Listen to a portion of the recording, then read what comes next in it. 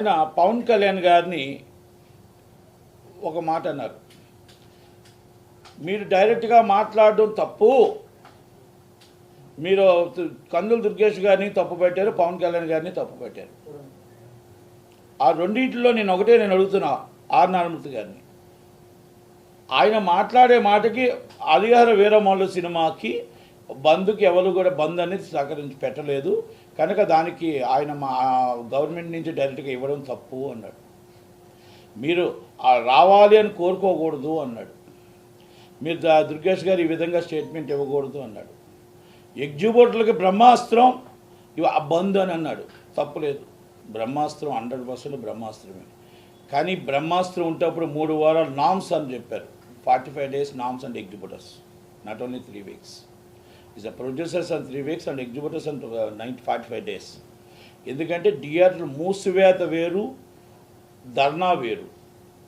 Executive నిర్మాతకి మనం 1 month ముందు notice ఇవ్వాలి, అలాగే లేబర్ డిపార్ట్మెంట్కి అన్ని నోటీసులు ఇవ్వాలి. ఇవన్నీ కూడా డిఫరెంట్ ఉన్నాయి. ఆ డిఫరెంట్ వాటి కోసం నేను వెళ్ళట్లేదు. ఎందుకంటే రోజు మీరంతా చూస్తూనే ఉన్నారు అందరూ.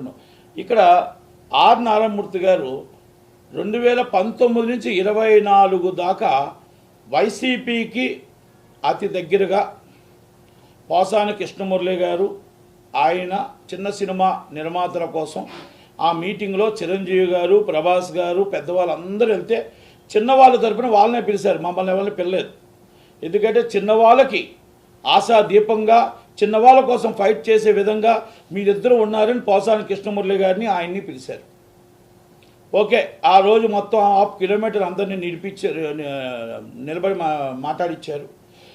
ఇవన్నీ జరిగిన విషయాలన్నింటిలో కూడా హీరోలు అందరినీ చూస్తాం. చిరంజీవి గారిని అవమానపరిచినప్పుడు ఆ రోజు ఈ ఆర్ నారాయణమూర్తి గారు ఏమయ్యారని అడుగుతున్నా.